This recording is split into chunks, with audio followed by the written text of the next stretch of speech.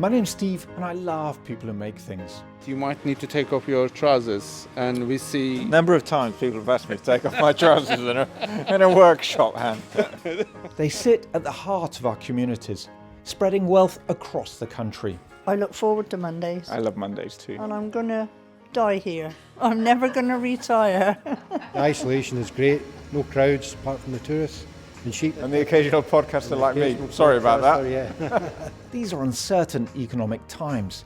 Keep our manufacturers alive and we'll thrive. We all learn how to do everything here because there's so few of us left. It is becoming a little harder to get young kids out of college that want to get their hands dirty and learn some of these very traditional art forms. Join me as we compile a list of the greatest items made in the UK and hear stories from inside our factories. My father has a phrase, he said, you should plan like you're going to live forever and live like you're going to die tomorrow, which I think is a very good way of looking at it. We need you to live much longer than that, Martin.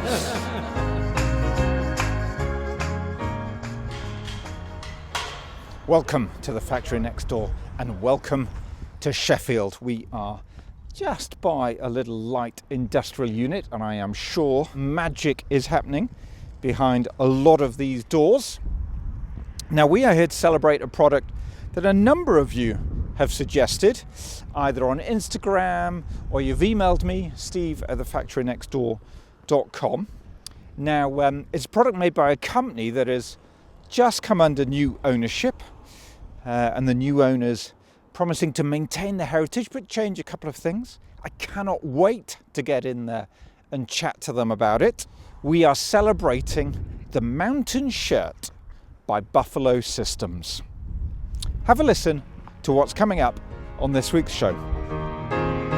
So I've worn Buffalo all my life. Within 10 seconds of him sending the message, I'm immediately like, it's the perfect business. And what do you think of the new owners? Can you imagine BFG trying to sew? Are we undervaluing British manufacturing companies? I always ask people, tell me one British global luxury brand. How often do you check your mum's own work? Oh, quite a lot. I do like to send things back. Are we just not good at telling our stories? I think it's British modesty. The level of inbound inquiries from, submarines, naval warships, French armies. We're giving you a podcast exclusive. This is a huge market. We have to get on to... I feel like we've pushed Pam as far as I can go.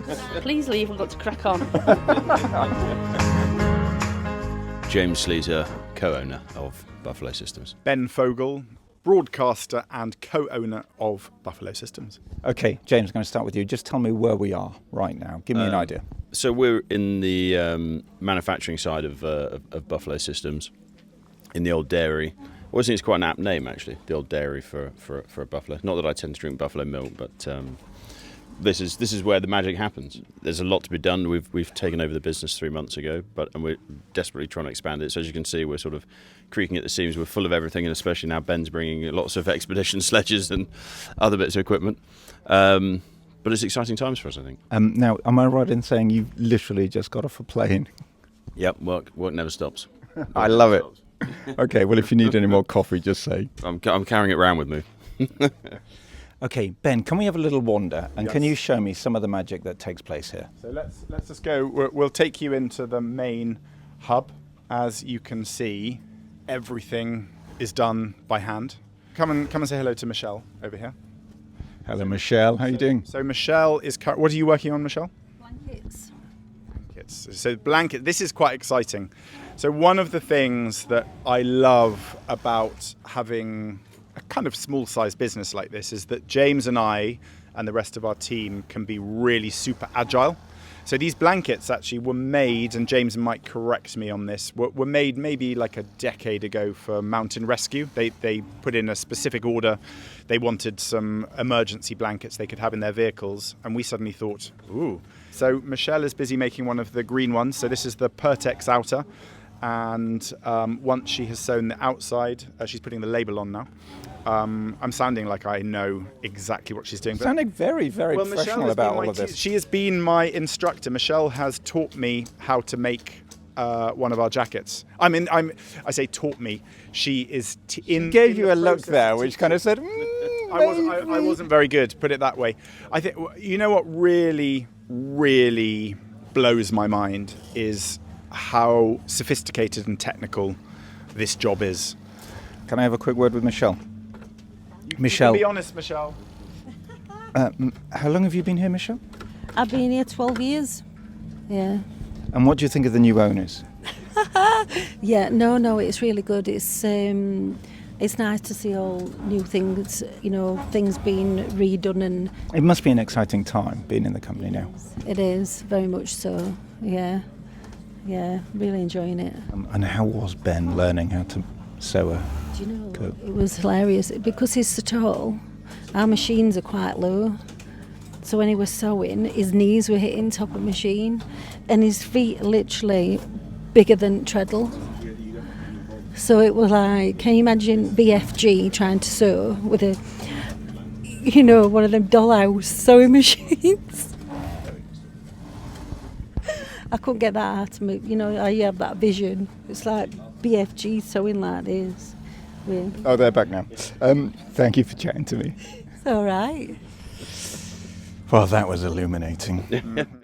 I have an obsession with jackets, sort of the equivalent of my office suit, because I spend a lot of time in the outdoors. So I've worn buffalo all my life.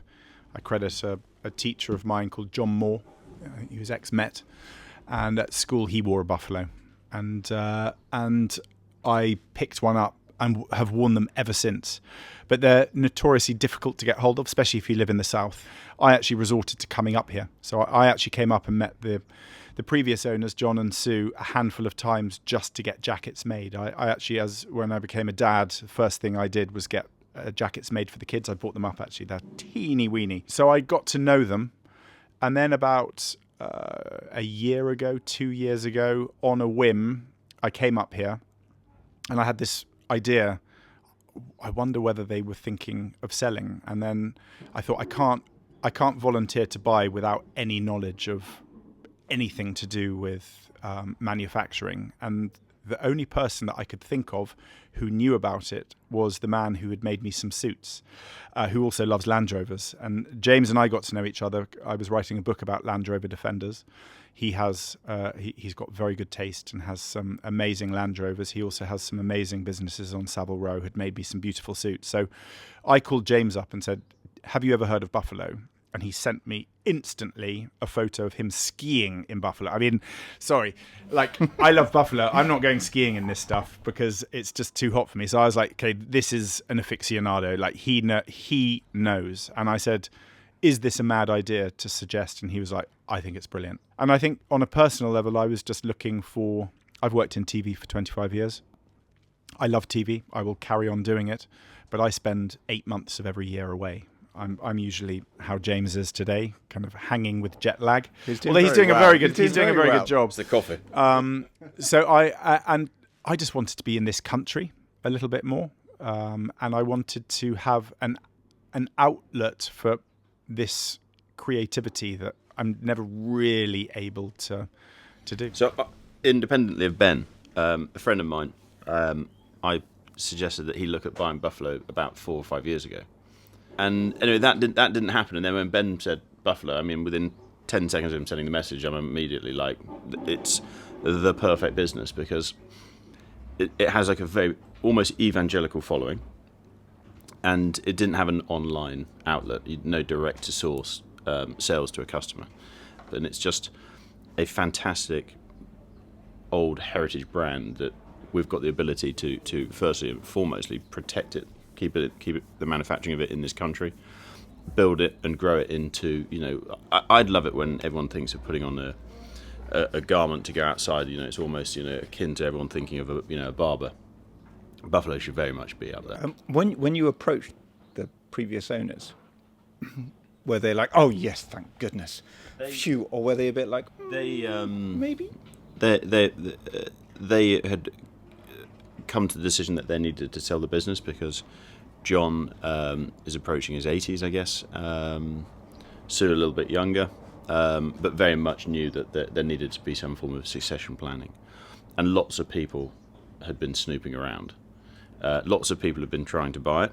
And I think they believed in what we were trying to do. Very easily you could just buy buffalo, move the production overseas, make a greater margin, be able to make more product, because you can just outsource it to a larger factory. That wasn't the route we wanted to go down. It was very much protecting the made in England, the made in Sheffield aspect of the business, and nurturing it and growing it carefully and consideredly. You know, Michelle's son is doing quality check over there. Family affair. Family affair. He's quite private, so he might not want to chat. He put his headphones on as Ben approached. Josh, can you just talk us through what you're doing here? Yeah, I'm just going through snipping threads. How often do you check your mum's own work? Oh, quite a lot. I do like to send things back if I can. And how often do you find mistakes?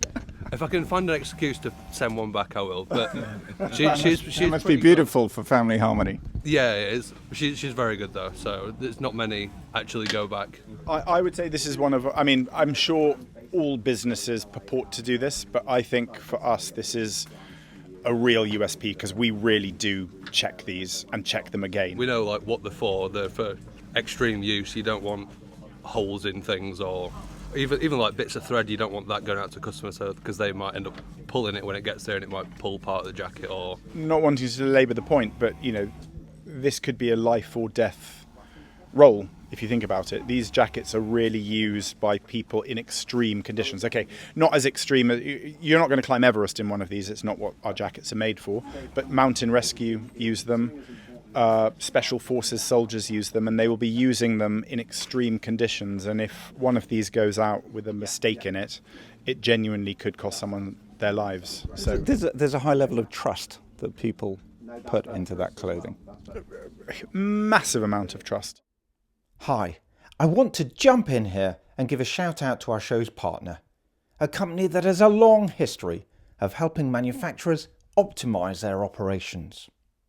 AVEVA is a leader in industrial intelligence and was founded almost 50 years ago in Cambridge. Its software connects and empowers people to improve plant productivity, sustainability and business agility. And if you're interested in manufacturing, which I'm guessing you are if you're hanging out with me, AVEVA's got a newsletter. Please do sign up to it. Go to www.aveva.com/factory. I'll put the website in the show notes. My thanks to AVEVA for supporting our manufacturers and our show. James, I just want to pick up, firstly on just what we see. So it's a pretty large warehouse or We'd like it larger, kind of workshop. You'd like it larger. Great. I love to hear that. You know, kind of rows of machinists sewing with the jackets kind of on rails next to them. One of the things that you mentioned earlier, which I was really interested in, actually Ben mentioned, the blanket. Yeah. And I just wanted to pick up on that sense of being fleet of foot and being in a situation where actually you can quickly test new things. It's a theme that often comes up in the show. When we bought the business, there wasn't an online sales portal for the business. You couldn't buy a Buffalo jacket or shirt from Buffalo itself directly.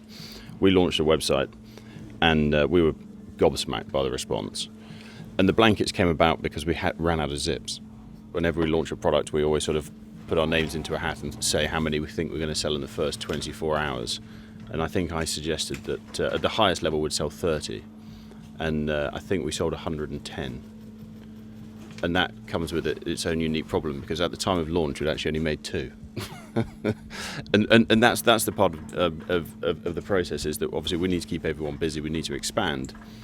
And it's always a balancing act between having enough orders, having enough products, having enough of those sort of constituent ingredients. And sometimes being nimble and fleet of foot comes from the fact that it's because you have to do something. You know, we've got to keep those machines, you know, turning. So you developed a very successful new product range because you ran out of zips. Exactly. Yeah, exactly.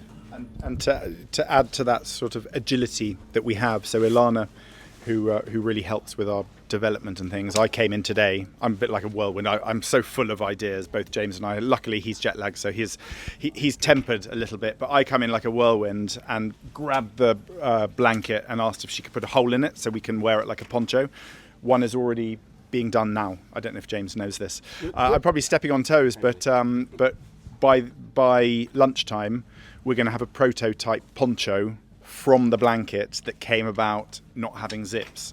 And for me, that's why I wanted to get involved in this. I come from a creative industry. Ben, you mentioned that you're a whirlwind when you come in. Is there a kind of a little roll of the eyes when you burst through the door like the Tasmanian devil, or do they all put on smiles for I'd you? like to think that there's great enthusiasm, but I come and I dump sledges. I'm brimming with ideas. Again, it's why I really wanted to get involved in this, is because I need an outlet for those. Like I say, I've given you a long politician's answer to that. You'll have to ask. I'll have to ask them themselves. I will ask colleagues as we we've got Jane coming generally past walk around. now. Hello, Jane. Hello. Go on, say hello to me, Jane. Hi Stephen. Jane, how long have you worked here? 30 years plus. What has kept you here for 30 years? I just love everything about it. We're just a big one happy family together. We all just get along really well with each other. We share stories with each other. We make each other laugh. We cry. Ooh, hang on. Why are we crying? Tears of joy. Tears of joy, because everything's going so well. Another blanket. Yes, another blanket, yes. Why did you join 30 years ago? So I was at college and I was looking for a job, and I was on a YTS. And basically I sat with the yellow pages and worked my way through and picked companies that were close to where I lived at the time. Got to the Bees, phoned Buffalo up, come in, had a job interview. My job interview was with Hamish. Sat in the office, cigarette, feet up on a table. Was that you or Hamish? Hamish sat with his feet up, cigarette, socks and sandals. That always sticks in my head. And he always said to me, would you like a drink? So I went, oh yes please. And then he said, well, your kitchen's through there, mine's so many sugars, and sent me off. And then I come back and gave me a job. And I've been here ever since. And what do you think of the new owners? Oh, they're lovely. Are they really? Yes. I'm not just saying that because they stood next to me. Oh yeah, they are, aren't they? That's slightly, I should have asked. That's it. Around the corner. No, they've been brilliant. No, really good. I'm very fortunate. I spend my days obviously travelling to amazing places, meeting beautiful people, making amazing things. And it's probably just a coincidence, but in the past couple of weeks, we've hung out with Susan Rose, an illustrator, who's gone and bought the pottery in Stoke-on-Trent that she was using for a long time outsourcing. And we're about to chat to Peter from Curry and Paxton, the glasses company. He's bought that. And I'm sat down now chatting to you two who've bought Buffalo. It strikes me as are we undervaluing British manufacturing companies? Well, I always, and I'm not saying Buffalo's going to get there because it's not quite the same thing, but I always ask people, tell me one British global luxury brand. And there really aren't many. And I'm talking from a fashion perspective. You know, we have Burberry. The Italians have thousands of certainly hundreds of luxury brands. And I think it's just that us Brits have been very bad about trumpeting and shouting about what we do, not communicating the message, efficiently and in a proud way to the extent that I feel we should. And that was very much at the core of us building the website, was that by us selling our products direct to the consumer, we're controlling our brand message.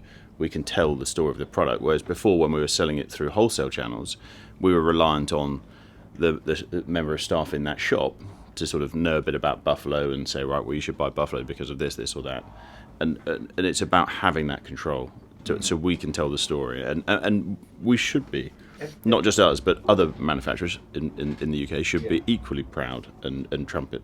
Kind of whenever I'm going to any factory or any workshop, obviously they're individual, they're different, but there are key themes that keep cropping up. There does seem to be a propensity not to tell our story, for factories not to tell what great heritage they've got, what great things that they're doing. Is that just British modesty? Are we just not good at telling our stories? I think it's British modesty. I think we've forgotten. I'm kind of marrying up my two worlds in that we're making a short documentary called Made in Sheffield about Buffalo and us doing this, but essentially it is the wider story of manufacturing. And I think the reason the documentary got commissioned is because the inside the factory, I think, was testament to the fact that people are really not just curious, but really proud of these products that we still make here in the UK, and it's not easy. You know, your listeners who've listened to all your journeys around the UK will know. I'm sure it's a message you hear from absolutely everyone, that there are huge challenges. And as James just mentioned, we could quadruple our profit in one click of the finger and get it made overseas. But that's not who we are. It's not what we want to do.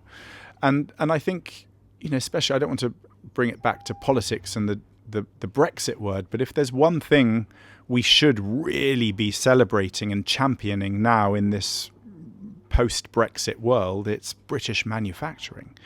You know, as tariffs get imposed by other nations, we are going to become more and more reliant on what we can produce here in this country.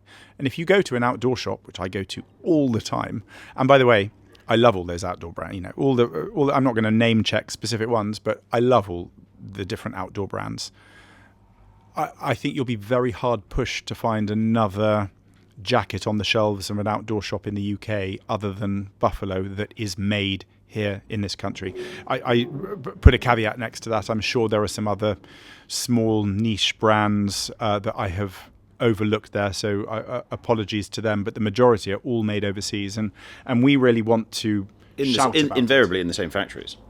But, you know, we have control that we can be, as we explained earlier, be nimble, be dynamic, change our products, and be without having the concerns of minimum order quantities. You know, if we want to make one of one, we can make one of one. There's obviously a sense of, listen, huge potential here. We think there's big upside. We can expand. You know, we can make money. But there's clearly a sense that here of kind of a sense of responsibility as well. I think that's very true. You know, Ben's doing it for the first time. Once you become a business owner, you feel responsible for all the guys and girls downstairs that are creating the products. It's, you know, it's almost like a sort of paternal or maternal, if you're a female owner, of your responsibility to those people, but also to do the right thing by the brand is to stick to its you know, founding principles and ethos, and maybe tweak and refine, but be proud of it. You know, it's really important to us. Hi, my name's Leo and my dad is Steve, host of this show. I want to say thanks to everyone who follows the Factory Next Door. You are all lovely people. My dad says everyone who listens is a friend. A big shout out to those of you who have starred, rated or reviewed the show. I hope you get joy from this podcast. I get it from video games, but each their own. I'll let you get back to the show now. Bye! So maybe we should start at the beginning of the process and go into the cutting room, which is through these double doors. Okay. Did you knock, James? Say again? Did you knock? No. Oh dear, were you supposed to knock as you come in? It's traditional. Okay, so we've gone into another room. This is the cutting room, and at the heart of that is this huge long table where we, say the royal we, where we lay up all the cloth. I mean, that is a long table. How long is that? How long's our table? 11 metres? 11 usable. Yeah, usable. 11 metres, yeah, that's long. Yeah, and this is where we're sort of beginning to do some development within the business to try and improve efficiencies. So obviously when you're laying down the cloth like Rip is doing now, you can lay this down as thick as one of the knives that will go through it. But it's quite a long, laborious process laying everything up. Every jacket or every shirt is made up of a myriad of jigsaw pieces. You've got all the pieces, all the templates for the pieces hanging up here on all of these hooks. Exactly, and it becomes a sort of jigsaw puzzle on how to lay them out on the cloth to get the most amount of efficiency of, you know, so we don't waste lots of cloth. So one of the things that we've begun to use, if you walk down to the far end of the room with me. Oh wow, look at that printer. So we have a lecture printer, which is sort of the size of a double bed, really, isn't it? It's super long, and what this does, it automatically generates the lay for us of where all those jigsaw pieces go. So that can calculate how you put the templates, so that you minimise fabric waste. Minimise fabric waste, and then obviously it also means that you don't have to chalk around all the pieces. So at the moment we can see we're just chalking around individual pieces, and on this side you can see the paper which sits on top of the cloth. So it saves a lot of time chalking, a lot of time marking up, and really reduces wastage. And getting efficiency at this part of the process means that we can take on more staff in the machinery section of the business to up our production, because that's our biggest challenge at the moment is increasing our production. And the bottleneck is here, cutting out the pieces, or have Always you got is. multiple bottlenecks? Multiple bottlenecks in the fact that we haven't got enough zips, and everything's on quite long lead times. And Buffalo had always been doing roughly the same amount of garments each year in, year out. But obviously our ambition is to is to increase that. And so the lead time on ordering new material is about 4 months. So, you've got to take a calculated guess as to where you're going to be in 4 months' time and have constant replenishments. And the Pertex material is a Japanese company. Hamish, who set up Buffalo, who James was talking about earlier, invented this material. And this material is used by every single outdoor brand in the world almost. It's an amazing material. It used to be made in the UK, but it's now owned by a Japanese company. And then the pile that we use is from a local company in Yorkshire. Thanks very much, chaps. Thank you, Rick. I remember chatting to the owner of Pashley Bicycles early on, who was great, and he was kind of like, listen, I could have, like everyone else, shipped it out to Far East and made a good buck. But he was like, listen, the truth is, as soon as you do that, you lose the soul of a company, and eventually you can only hang on to a soulless company for a couple of years before the consumer finds out. James and I did not know this until we came here. If you look at the jackets, because it's different from each machinist does a different thing. Their DNA, their signature is in every jacket. It's hidden. There are little coloured labels hidden in those. There are very few brands where you will have a signature effectively from whoever has made that with great care and diligence left in the product you wear. Now, if we were making these in Vietnam, I'm sure you could get a beautiful jacket made there, no disrespect to what you can do, but you will lose that. You've seen everyone working, they're listening to the radio. All of that, I think, is embedded in what you wear. I appreciate the fact that you're only 3-4 months now into your journey. What has surprised you the most? I think that the messages that we receive from people with the stories that they have to tell of their jackets. It's amazing. Even a friend of mine who recently found out I bought Buffalo sent me a message saying, "Oh, I can't believe you bought Buffalo. It has such a significant place in my mind because it's what my late father and I always used to put on whenever we went out on our sort of family walks." And we receive those every single day. It's incredible. So that's really shocked us, or certainly me. And then the level of inbound inquiries from submarines, naval warships, French armies, and it's sort of blown me away because it was a sleepy brand. I don't think Sir John would mind us saying that. It was a sort of quiet, unheard of brand, and we've sort of shunned the basis of a spotlight on it. I love. James will send me a screen grab. Funny enough, we were both watching the new Charlie and Daisy Cooper series. I think it's called Night Watch, and I only watched the first one. James got to the second, and he sent me a screen grab of Charlie Cooper wearing a Buffalo jacket, and I felt so proud that a brand that we've only owned for 3 months, that one of our jackets was being worn by a legend, I think, in comedy on television. In this series, and it just gives me I don't know, such a lift. We have an archive of thousands of letters. Yeah, back in the days before Google reviews, and Hamish was a huge hoarder is probably the wrong word, but kept every single letter ever sent to him that we have. And if you go onto our Instagram account, you'll see that that includes letters from the SAS. Saying, thank you for working on the development of these products with us for, Expedition Y, and it's incredible, a wicked little archive to have. Okay, so back through the sewing area. Back through the main area, and we're going into what I call the button room. I think it's probably more sophisticated than that. Knock, knock. Pam? Oh, hello. I'm Ilana. Is this room full of buttons? This is. I call it the button room. What do you call it, Pam? Well, she calls it zip room, I call it provisioning room. It's got a lot of names as this room, hasn't it? Blimey. So I have to keep across it all. So Pam, this is what excites me. So Pam and I, from the first time we met, were chatting about dogs. We both love dogs. And Pam walks her dogs out in the peaks in inclement weather, more inclement, I think, to South Oxfordshire weather. Have you got one? Have you got any of the jackets here? Yeah. So we started. Yeah. Pam revealed that she had made a buffalo jacket for her dog. I know. Are you loving where this is going? So she'll show you some photos now. This is what we made. That is a cutie. This is what we made. This is Eric. Hello, Eric. He's a stunning Great boy. name.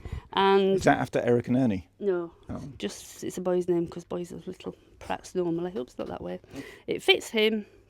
This is classed as a small, and then that's Pearl the Border Terrier. And it sort of fits her, but the Velcro straps just want adjusting. So it's sort of that sizing. So basically, Pam and I were. So she was telling me about this amazing jacket she had made in her own time. Had made a jacket here using the materials that we have, and then we just thought, okay, we have to. A bit like the blanket, this is a huge market. We have to get on to buffalo. So talk us through. What was the original? What was the progenitor? Do you remember which was the first? What were you? Wasn't it that one, Pam? No. I took it home. The one I just showed you on the picture. Yep. That was for a little chihuahua. Beautiful. We go up moors, and it's all sludgy. Chihuahuas do walk, and it was to keep it clean because they lower to ground and they get in the mucky. But nothing fits, so I made them to measure. But then I got these other coats, and I just sort of adjust them all to fit whatever. And so we got this one. And you've slowly refined it until you've got this beautiful buffalo systems. Dog coat. And you see, we're giving you a podcast exclusive. And they're lightweight, you see. And obviously, when they get wet, they won't because the body heat will. I need to get my order in. I mean, the other stuff I was like, whatever. I'm not interested in that. But a coat for my dog. Yeah. That's great. I've got to whip it. I'll measure up for you. That'd be brilliant. You need proper measurements. I'll make you a proper one. We're back to the bespoke. Not only are we going to be bringing in people to be measured up, you'll bring your dog in as well to measure up.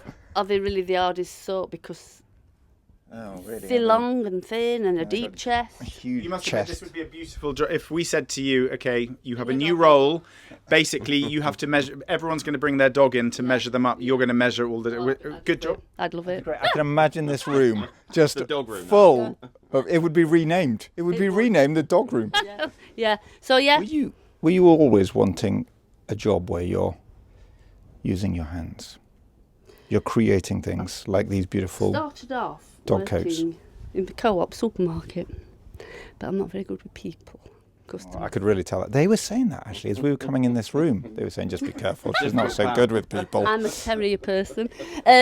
So I just like to talk to people, but then go away. Is there a time limit on me chatting to you before you tip over? Alright, but see this, because like, you're not on your, well, I am on my own, that's how I like it. I'm on my own sort of thing, so I just crack on And is that why, so that's why you came here, because you came into a role where you could be creative, you could use your hands, and basically you didn't have to deal with Joe Public. No, yeah, I mean, that's sort of it, because I prefer to be in manufacturing than shop work, because like you say, you come, you do your job. I'm a little world of my own, which I like. And it's a beautiful world, surrounded by buttons and zips. The irony is I don't think there are any buttons, because I don't think we use buttons. Okay. That shows how much I know about the business. Button room. I call it the button room. Okay. I think I must have seen a button once when I came in here, but I think You've seen a press stud? Maybe it was a press stud, I feel like we've pushed Pam as far as I can go. I feel like you should get out before it happens. Now, please leave. We've got to crack on. Listeners might remember episode 12, as far back as episode 12, we hung out with Gareth and Dan, who make most extraordinary iron work. Not too far from here. And we said, kind of, who else should we hang out with? Who else should we go and see? And they were like, you got to go see Buffalo Systems. They're doing amazing things. Now, I mention them because they unfortunately have gone under now. They couldn't make it work. It is undoubtedly a very, very difficult environment out there at the moment. Yeah, it is. And that's why we need to do careful, considered growth. We don't want to just suddenly buy, 10 million metres of material that we're then sat on, which is then cash tied up.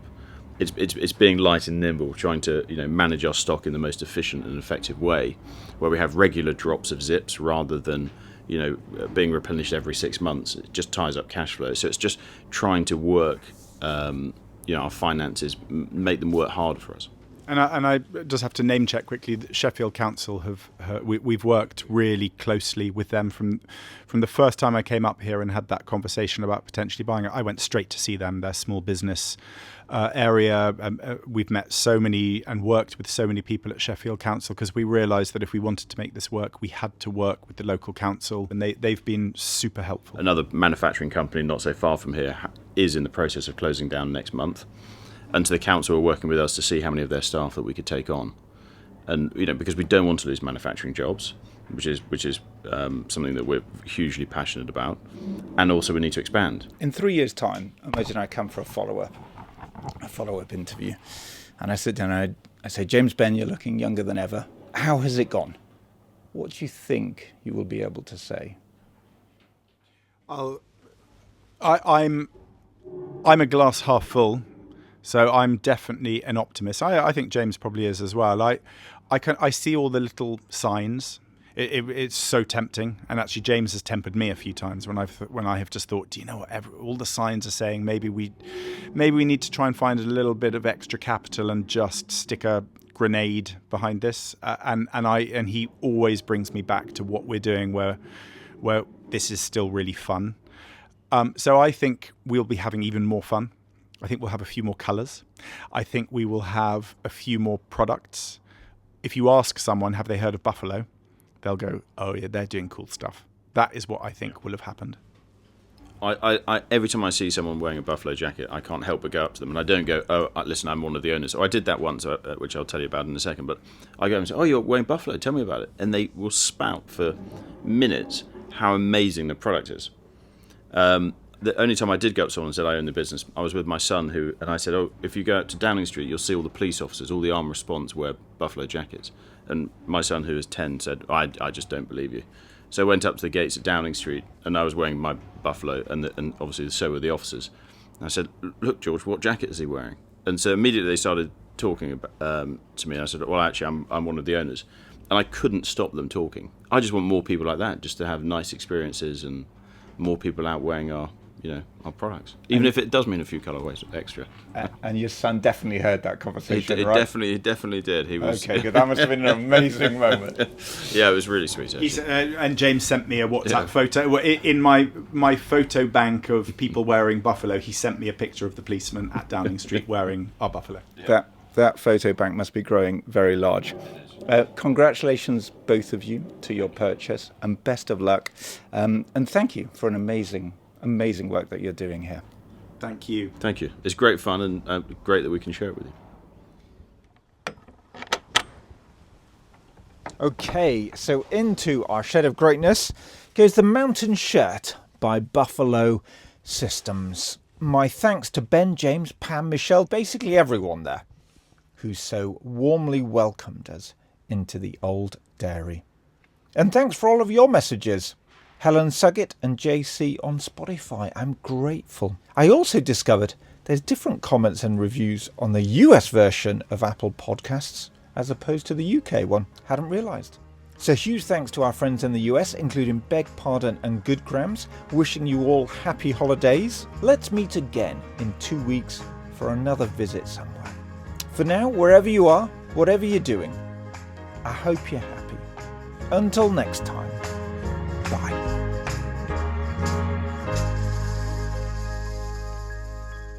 A final shout out to our show's partner, AVEVA, a company that has a long history of helping manufacturers optimize their operations. It's a leader in industrial intelligence and was founded almost 50 years ago in Cambridge. Its software connects and empowers people to improve plant productivity, sustainability and business agility. If you're interested in manufacturing, which I'm guessing you are if you're hanging out with me, AVEVA's got a newsletter. Please do sign up to it. Go to www.aveva.com/factory. Just a reminder, I'll put the website in the show notes. My thanks to AVEVA for supporting our manufacturers and for supporting our show.